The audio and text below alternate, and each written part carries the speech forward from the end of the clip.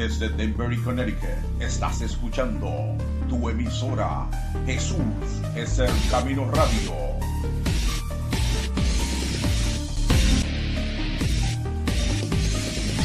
Lo mejor aún está por venir.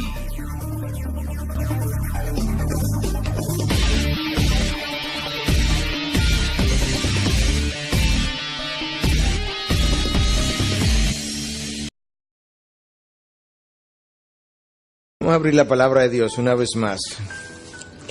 Capítulo 5 de Mateo, pero yo voy a comenzarlo nuevamente, pero no cansarlo, en el 4:23. Porque me imagino que cada semana hay personas que no estuvieron aquí la semana anterior o que quizás están visitando por primera vez. Y yo quisiera que ellos pudieran estar más o menos situados donde nosotros estamos.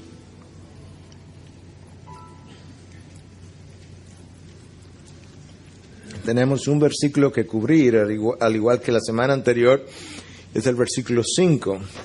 Pero de nuevo, ese texto tiene todo un contexto y es lo que queremos más o menos lograr leer ahora, comenzando en 4:23. Y Jesús iba por toda Galilea enseñando en sus sinagogas y proclamando el evangelio del reino, y sanando toda enfermedad y toda dolencia en el pueblo.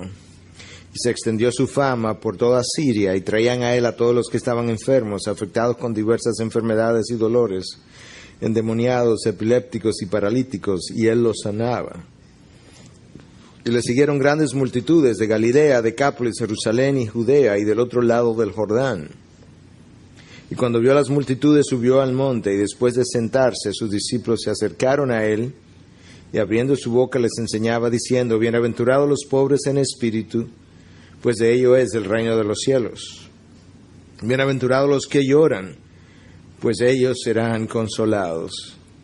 Y aquí viene nuestro texto: Bienaventurados los humildes, pues ellos heredarán la tierra. Padre, gracias te damos. Aquí está tu siervo no humilde tratando de predicar un sermón acerca de la humildad. Perdónale por tal atrevimiento, Dios. Pero es la tarea que tú le has asignado en este día de hoy. De manera que queremos pedirte, Señor, que tu Espíritu pueda hablarnos a cada uno de nosotros por medio de tu palabra. Que seas tú quien hable y que nosotros escuchemos. Enséñanos lo que tenemos que aprender. Enséñanos cuánto nos falta, pero enséñanos el poder de tu Espíritu para no desmayar en la carrera, porque tú eres quien pones en nosotros el querer y el hacer. Y faltándonos tanto, tú permaneces con nosotros para que lo logremos. Gracias, Jesús, en tu nombre. Amén, amén. Una vez más les recordamos que nuestro Maestro Jesús venía predicando a todo lo largo de esta comunidad. Se extendía su fama por lo que él venía haciendo. Y lo cierto es que cada uno de estos milagros que Jesús hizo simplemente estaban afirmando el mensaje y el mensajero. Ese es el propósito de los milagros. Ciertamente quienes los reciben misericordia y reciben benevolencia y reciben la gracia de Dios. Pero en esencia la razón por la que Dios hizo milagros y hace todavía hoy milagros es en primer lugar tratando de afirmar el mensaje y o el mensajero en cada momento en que Él está obrando. De manera que cuando Jesús salía a predicar y estos endemoniados eran liberados, los enfermos sanados, lo que Dios Padre estaba haciendo es diciendo: este es mi Hijo, investido con poder, con toda autoridad, para hacer exactamente esto, como había sido anunciado, y aquí lo tienen. Y lo que está haciendo es la prueba de quién Él es. Por eso Cristo en una ocasión dijo: si no me quieren creer a mí, por lo menos creáis las obras que yo hago. Los milagros. Ellas son las que hablan de mí. De ellas se profetizó en el Antiguo Testamento. Y esa es la razón por la que cuando Juan el Bautista dudó en la cárcel acerca de si Jesús era realmente el Mesías o debían de esperar a otro, Jesús no le dio ninguna otra explicación que no fuera: dile a Juan que los ciegos ven, que los cojos andan, que los sordos oyen. Él sabrá. Esa es mi respuesta. En otras palabras, estas obras me autentifican como el Mesías. Juan debe conocer eso. Y ahora Cristo, antes de subir al monte y predicar este gran sermón tan conocido a lo largo de la historia, ha sido plenamente autentificado en medio de las multitudes. Y ahora Él decide subir al monte. Interesantemente, cuando Dios decide dar su ley en el Antiguo Testamento, Dios desciende al monte, pero en esta ocasión, cuando Él quiere darnos el sermón más famoso que la humanidad iba a conocer, Él no desciende al monte, Él asciende al monte. Y desde allí Él está hablándonos. Y ahora en esta ocasión, Él comienza a predicar un mensaje que cada vez que lo visitamos, hemos venido diciendo, nos deja a todos traspasado por la gran verdad de cuán lejos estamos de ese estándar. La primera bienaventuranza que vimos decía: bienaventurados son los pobres en espíritus, pues de ellos es el reino de los cielos. Y vimos cómo esa pobreza de espíritu tenía que ver con el entendimiento de que yo no tengo méritos para ganarme ese cielo que se me está prometiendo, que en mí no hay nada bueno, que yo no he hecho nada que merezca la aprobación de Dios, y que yo entiendo eso con mi mente, lo reconozco, el hecho de que estoy en bancarrota espiritual. Pero esa bancarrota espiritual es mejor puesta de manifiesto, yo creo, cuando nosotros nos comparamos con la santidad absoluta de Dios, que me ayuda a entender cuán lejos se quedan todas mis obras, cuán cortas se quedan todas ellas de su gloria. Es una comparación con la grandeza, la majestuosidad y la santidad de Dios que me hace lucir tan pobre. Él es tan rico que me hace ver tan pobre como realmente yo soy. La segunda bienaventuranza: bienaventurados los que lloran, pues ellos serán consolados. Es la respuesta emocional a lo que acabo de entender. Yo acabo de entender que estoy en bancarrota moral, espiritual. Yo acabo de entender que no soy lo que creía que era. Yo acabo de entender que el pecado me había engañado. Acabo de descubrir que realmente yo no tengo los méritos ni tengo la moralidad que pensaba tenía, y entonces eso me hace llorar. Y me hace llorar no solamente una vez, sino que aún después de ser cristiano, de vez en cuando volvemos a descubrir que no tenemos todo lo que creíamos haber tenido y haber progresado, y eso nos hace llorar una vez más. Y Cristo dice: bienaventurados cuando eso te ocurra, porque está descubriendo una verdad que te puede traer la medicina final. Pero ahora la bienaventuranza que tenemos por delante es la número 3, bienaventurados los humildes, pues ellos heredarán la tierra. Yo creo que si hay una bienaventuranza que es contracultural, como Stott le llama a este sermón, es esta. Porque no hay manera que el mundo pueda creer que ciertamente los humildes, aquellos que ceden el paso, aquellos que ceden sus derechos, aquellos que ceden su lugar, son los que verdaderamente han de ser beneficiados. El filósofo ateo Nietzsche odiaba estas bienaventuranzas, literalmente, y pensaba que esto no era más que parte de la esclavitud moral que el cristiano trataba de explicar o de vender o de enseñar. Escucha las palabras de Nietzsche: afírmate a ti mismo, que no te importe nada que no sea tú mismo. El único vicio es la debilidad y la única virtud es la fuerza.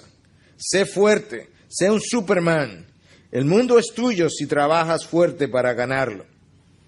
Y con relación a esta bienaventuranza en particular, de que bienaventurados son los humildes, Nietzsche decía: no, bienaventurado es el arrogante, de él será la tierra. Y yo creo que el mundo quizás no lo diga como Nietzsche, pero actúa como Nietzsche. Comparemos esas palabras de Nietzsche, comparemos las actitudes del mundo con estas palabras de Jesús. Los últimos serán los primeros. Es mejor dar que recibir. Morir es vivir. Si pierdes la vida, la ganas. El mayor que sirva al menor. El más fuerte que levante al débil. Y la pobreza es riqueza. Eso es toda una contracultura de ideas a cómo el mundo piensa y vive. De hecho, si somos honestos, es incluso contracultural a la manera como nosotros muchas veces, aún después de haber creído, pensamos y actuamos.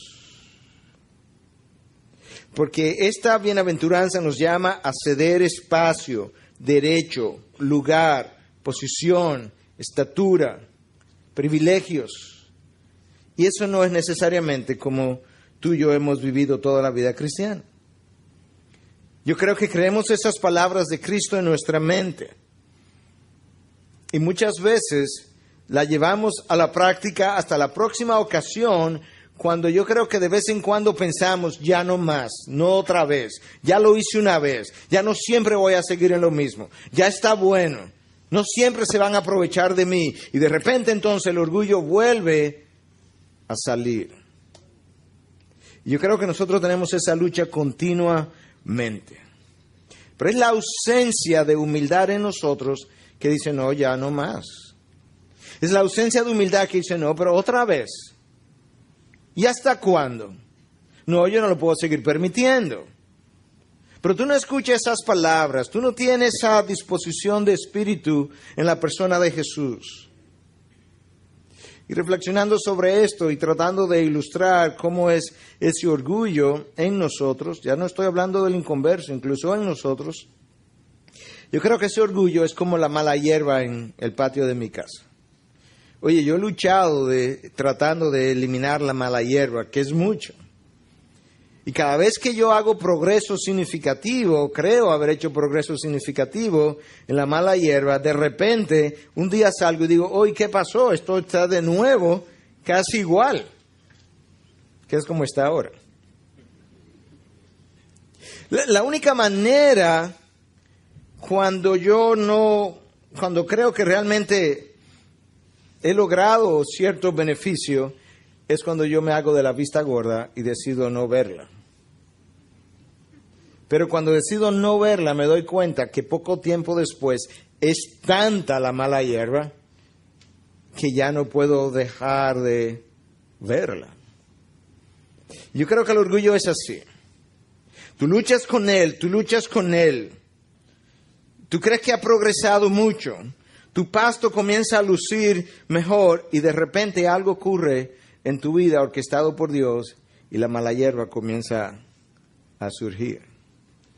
Y como había hecho progreso por un tiempo en esa área, cuando la mala hierba comienza a surgir, tú realmente no la ves como mala hierba, tú crees que es parte de la buena hierba o de la buena grama, hasta que es tanta que te percatas que tienes que volver a luchar con la misma mala hierba. Yo no sé si esa es tu historia, pero es mi historia. Por eso es que Cristo nos dice, aprended de mí que soy manso y humilde, y hallarás descanso para tu alma. Hablamos en el segundo mensaje cómo es que esa condición de mansedumbre y humildad nos produce el descanso que muchas veces no tenemos. Porque es el orgullo que se ofende, es el orgullo que se irrita, es el orgullo que se resiente, es el orgullo que guarda rencor, es el orgullo que no perdona, y eso es lo que me roba la paz de que habíamos estado hablando. Esto es una cualidad que yo solamente la puedo aprender del Señor Jesús. Fíjate que Él nos dice, aprended de mí y de otros que son mansos y humildes. Esto es una condición que de hecho es un fruto del Espíritu, porque cuando leemos en Gálatas 5:22 se nos habla de la mansedumbre como uno de los frutos del Espíritu, y eso es equivalente a humildad. Eso es algo que el Espíritu de Dios tiene que formar en nosotros. Eso es algo que verdaderamente solamente Cristo puede modelar completamente para nosotros, porque es un fruto del Espíritu, mientras que el orgullo es un fruto de la carne. Y como en la carne nada bueno hay, la carne no puede producir humildad en nosotros. Es el Espíritu de Dios trabajando en nosotros, sometiendo la carne, impidiéndole a la carne volver a repollar como la hierba mala, lo que hace que la humildad pueda florecer, pero el orgullo no se ha ido porque la carne no se ha muerto. De manera que nosotros podemos tener la esperanza de suprimirlo, pero hasta que no entremos en gloria no habremos eliminado el orgullo por completo. Esta es la cualidad que Cristo nos modela: aprended de mí que soy manso y humilde, que nos va a permitir a nosotros vivir una vida de mayor obediencia y dependencia de Dios. La realidad es que cuando nosotros tenemos dificultad con la vida de obediencia, algo que yo creo que la mayoría de nosotros hemos confesado en algún momento, si no todos, la cualidad presente en mi ser que está impidiendo la obediencia es solamente falta de esta bienaventuranza. Es el orgullo de mi carne. Es el orgullo de mi carne que dice: yo no te voy a permitir que me hables de esa manera, yo no te voy a permitir que me demandes de esa manera, yo no te voy a permitir que me pisotees de esa manera, yo no te voy a permitir esto una vez más, yo no te la voy a perdonar una vez más. ¿Hasta cuándo va a hacer esto? Ya está bueno. Y te das cuenta entonces, cuando Dios comienza a tratar contigo, lo he permitido para que entiendas que hay mucha hierba mala en ti todavía que Él llama orgullo. Es esta cualidad que, cuando es bien formada, permite no solamente obediencia a Dios, dependencia de Dios, permite mejor comunión entre hermanos, entre padres e hijos, entre esposo y esposa, entre congregaciones y pastores, entre pastores y pastores, entre iglesia e iglesias. Es la cualidad esencial para realmente construir el reino de los cielos.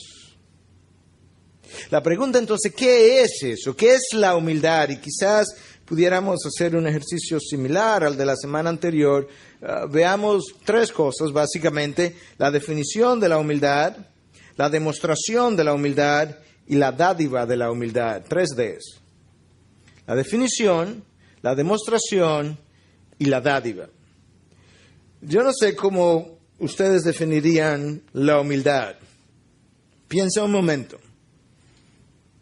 ¿Cómo tú definirías la humildad?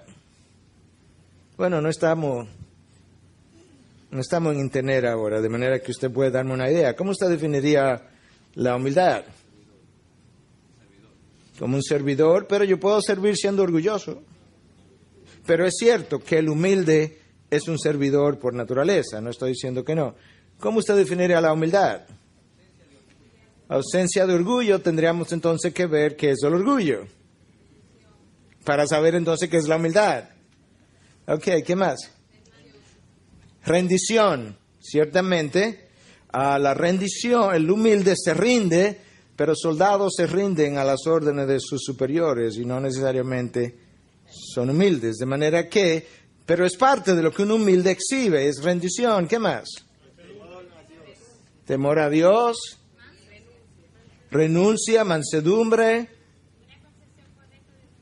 una concepción correcta de uno mismo de acuerdo a Dios, porque muchas veces tenemos una concepción que pensamos correcta de nosotros mismos, pero es de acuerdo a nosotros mismos. Como decía Pablo, que algunos se miden por ellos mismos y nosotros no nos medimos por nosotros mismos, no nos consideramos a nosotros mismos, y aquellos que hacen eso no son sabios, decía Pablo. Bueno, ciertamente la humildad incluye todo eso, pero no es fácil definir la palabra humildad. A veces comenzamos definiendo lo que no es para ayudarnos a entender posteriormente lo que sí es. De manera que, una vez más, la humildad no es permanecer callado, aunque el humilde muchas veces calla. La humildad no es ser introvertido que me lleva a permanecer callado. La humildad no es necesariamente el no atreverme. Soy tan humilde que yo no quiero ofrecerme cuando en realidad es que no me atrevo. D.A. Carson decía que la humildad tampoco es ser tímido, no es ser indeciso y no es ser inseguro. Yo puedo ser tímido, indeciso, inseguro y ser muy orgulloso. De hecho, frecuentemente ese es el caso. Porque el orgullo es el camuflaje de mis inseguridades y muchas veces de mi timidez. La raíz de la palabra en el griego, donde tampoco es fácil definirla de acuerdo a lo que había estado estudiando, la raíz es de una palabra que es praos. Y praos implica gentil, suave, manso, pero aún en el lenguaje griego, quienes no tenían mucho aprecio para la humildad tampoco, no es fácil definir lo que esta cualidad es.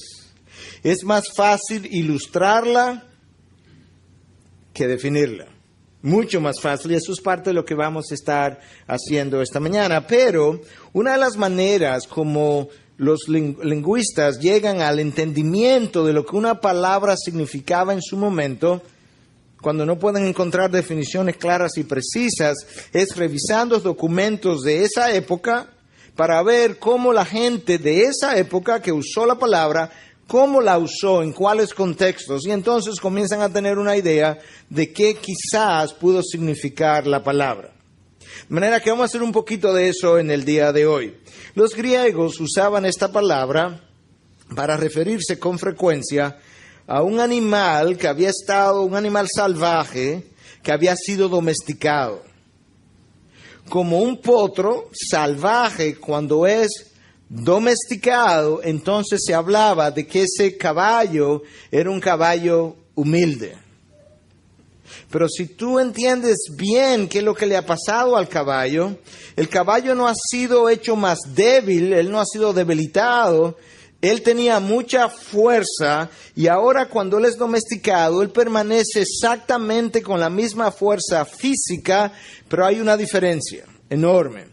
Y es que en su estado salvaje, él no se sometía a su amo no le podía usar, él no conocía lo que era obediencia a los comandos de su amo, pero ahora que él está domesticado, él tiene la misma fortaleza, pero él la tiene bajo control y responde a los comandos de su amo y él es capaz de obedecer lo que antes no podía hacer. De manera que eso nos ayuda a entender que humildad, hasta cierta manera, en aquella forma en que era usada, es fortaleza bajo control.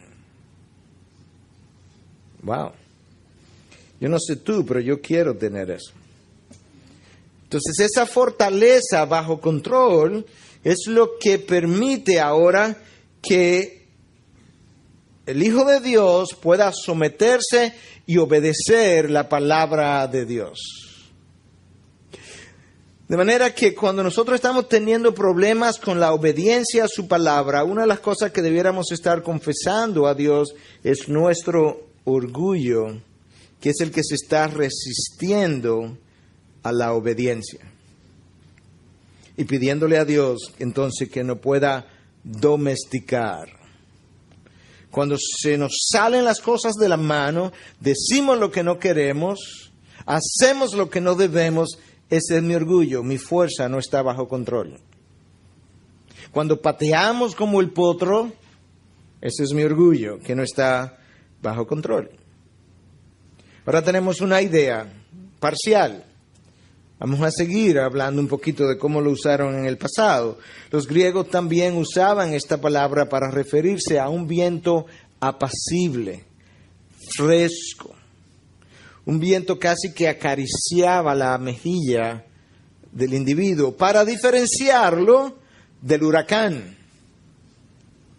Entonces se podía hablar de un viento humilde cuando refrescaba mi piel, cuando era suave, gentil. Eso nos da a nosotros una idea entonces que la humildad es mansa, no es destructora como el huracán, que la humildad cuando es aplicada a otra persona, lo refresca. Que no es hiriente como un huracán que hace estragos. Que no es demoledora. Cuando Cristo dice entonces, aprended de mí que soy manso y humilde, Él nos está diciendo, hijos míos, no quiero que sean hirientes, demoledores, destructores, dañadores, ofensivos, sino que sean suaves. Que pudieran acariciar la vida del otro, si pudiéramos decir. Todavía una más, Aristóteles usaba esta palabra para decir que era el punto medio, el balance entre la ira excesiva en un extremo y la ausencia completa de ira en el otro extremo. De manera que esta definición nos ayuda a entender que el humilde es capaz de airarse, pero él está en el punto medio de la gama de emociones de ira que pudiéramos experimentar. Él no tiene una ausencia total, pero Él no la tiene fuera de control nunca tampoco. Entonces, cuando vemos la vida del Señor Jesús, cómo Él actuó, cuando se airó, nos percatamos que la persona que es verdaderamente humilde, como Él lo fue, se aira solamente cuando la injusticia cometida tiene que ver con algo que Dios considera injusto, pero nunca cuando la injusticia cometida es contra su propia persona, como fue el caso de nuestro Señor Jesús. Bebedor, glotón, borrachón, amigo de prostitutas, lo escupieron, lo galletearon, lo clavaron. Todas esas injurias fueron contra su propia persona. No retalió. Pero cuando él entra al templo y ve la injusticia cometida contra la justicia y contra la santidad de Dios, él se enfurece hasta el punto que voltea las mesas, saca los cambistas del templo con un fuete en la mano. Eso es fortaleza, bajo control. Porque cuando el insulto es contra él, la misma fortaleza permaneció contenida. El caballo que ha sido domesticado, él no es débil, él lo que tiene su fortaleza bajo control. Ahora vamos entendiendo entonces que humildad no es debilidad, es fortaleza, como el Señor Jesús. Él era el fuerte. Judas fue el débil. Judas fue el débil que no supo perseverar, no pudo aguantar el calor de la ocasión. Cuando las cosas comenzaron a calentarse, él salió corriendo. Jesús fue el fuerte que perseveró hasta la muerte y muerte de cruz. Aquellos que tomaron a Cristo y lo montaron sobre la cruz y lo clavaron, eran los fuertes, pero no tenían fortaleza. Porque fuerza tiene que ver con el aspecto físico del individuo, fortaleza tiene que ver con el carácter de la persona. Y la humildad tiene fortaleza, pero no es tanto en lo físico de su persona, es más bien en el carácter que modela. Por eso es que puede perseverar. Es fortaleza bajo control como el animal la tenía. La última noche, el Señor se entrega. Eso es fortaleza de carácter. La última noche, los discípulos salen corriendo. Eso es debilidad de carácter. De manera que ahora nosotros estamos teniendo un mejor entendimiento de por qué Cristo dice, aprended de mí que soy manso y humilde. Uno pudiera decir, ¿por eso no es redundante? No. Él no dijo, aprended de mí que soy manso o humilde, como si fuera la misma cosa. No, aprended de mí que soy manso y humilde, entendiendo que la mansedumbre tiene que ver con esa cualidad que él exhibió de gentileza, de amor, de cariño, pero la humildad tiene que ver con esa fortaleza de carácter bajo control, que sabe cuándo reaccionar, cómo reaccionar, contra quién reaccionar. La fuerza es ruda, es áspera, es insensible. La humildad es suave, es apacible, es mansa. Ese equilibrio solamente el Señor Jesús lo ha podido exhibir de esa manera. Y se han asemejado, se han acercado a algunos de sus grandes hijos. Vamos a hablar de ello en un momento. Algunos de sus grandes hijos pudieron, a través del trabajo que Dios hizo en ello, comenzar a desplegar parte de esa característica que Jesús o Dios formó en ellos. Ya tenemos una buena idea, yo creo, de la definición de la humildad. Hablemos un poquito de la demostración de la humildad, porque la demostración de la humildad nos ayuda a entender todavía de mucho mejor manera la definición de lo que esto es. Y hablemos entonces de algunas de las personas en el Antiguo Testamento, en el Nuevo Testamento, que después de Dios trabajar en ellas, demostraron humildad. Usted conoce el testimonio de Dios acerca de Moisés. El texto dice en Números 12:3 que Moisés era el siervo más humilde sobre la faz de la tierra. En Números 12:3. Porque tú recuerdas cómo comenzó Moisés. Moisés tenía, en los primeros 40 años en Egipto, él tenía una posición privilegiada y él no la iba a dejar pasar. Probablemente tuvo un entrenamiento privilegiado, no solamente en educación, sino incluso en lo que era la gimnasia y ejercicios físicos, típico de los hombres que ocuparían esa posición. Y llegado el momento, cuando él vio la injusticia cometida contra uno de sus hermanos hebreos, él golpeó a este hombre y ¡boom!, lo mató. Moisés en este momento tenía mucha fuerza, pero no bajo control. Él no pudo contenerse. Moisés se impuso. Y al imponerse, tuvo que huir.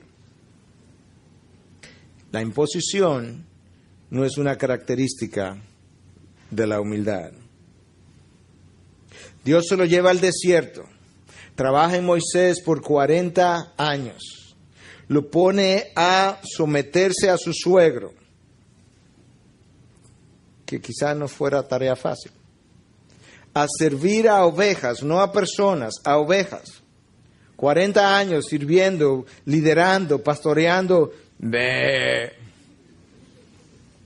Y después de 40 años de él haber aprendido sumisión y a liderar los animales considerados por algunos de los más, con perdón de la palabra, estúpidos, porque son tan inocentes que no tienen poca sabiduría, de 40 años de liderar eso, Moisés estaba listo para Dios trabajar a través de él. Ahora él tiene fortaleza de carácter y la tiene bajo control. Ahora tú encuentras a Moisés siendo criticado, siendo acusado. Dios se levanta en contra del pueblo, amenaza al pueblo con destruirlos, y Moisés, el hombre en quien Dios ha trabajado por más de 40 años, se levanta a defender el pueblo y ofrece su vida para que Dios perdone la rebelión del pueblo. ¿Te das cuenta de lo que Dios ha hecho en este hombre? No es Moisés, es Dios. Como estamos hablando de la demostración de la humildad, porque este es el hombre de quien Dios dice que no había nadie más humilde que Moisés, ahora nosotros en la demostración de la humildad estamos descubriendo que una de las características de la humildad es la ausencia de juicio. Dios está dispuesto a destruir este pueblo para probar hasta dónde Moisés estaba creciendo, y Moisés se levanta en ausencia de juicio y dice: Dios, mejor mátame a mí y perdónalos a ellos. Pero Moisés sabía lo que este pueblo había hecho. Moisés ahora tiene la autoridad. Cuando él estaba en sus primeros 40 años, Faraón estaba reinando, él no tenía la autoridad todavía, él tenía fuerza, pero él no tenía la autoridad, él no tenía la posición. Ahora en el desierto, él tiene la autoridad, él tiene la posición, él tiene el poder para disponer de esta gente, y Moisés restringe su poder continuamente. Porque el orgullo que le había hecho imponerse en Egipto había salido de su persona. La humildad no es impositiva. Y ahora él puede liderar a ese pueblo. A mí me sorprende de manera extraordinaria leer una y otra vez cómo, después que él tiene este encuentro con la roca, donde ahí se le fue la fortaleza de la mano. Por eso decía, esto es una cualidad que solamente Cristo ha podido exhibir de forma constante durante toda la vida. Ahí se le fue de la mano su humildad, pero a mí me sorprende cómo después de ese evento Moisés continúa liderando al pueblo hebreo hasta el frente de la tierra prometida antes de cruzar al Jordán por un largo tiempo, siendo tan fiel a ellos como hasta ese momento lo había sido, sabiendo que él no iba para la tierra prometida, y sabiendo que no iba para la tierra prometida a causa del pueblo, él permaneció fiel a liderar el pueblo que le había impedido entrar a la tierra prometida por llevarlo hasta perder los estribos. De manera que Moisés supo liderar a un pueblo sin enseñorearse del pueblo. Eso es una de las cualidades de la humildad. El esposo no se enseñorea sobre su esposa. La esposa no trata de enseñorearse sobre su esposo. No lo hace sobre los demás tampoco. Dijimos con relación a la primera bienaventuranza, la de pobreza de espíritu, que tenía que ver mucho con nuestra posición con Dios. Yo me comparo con la santidad de Dios, lo majestuoso que Él es, la grandeza de Dios, y me veo como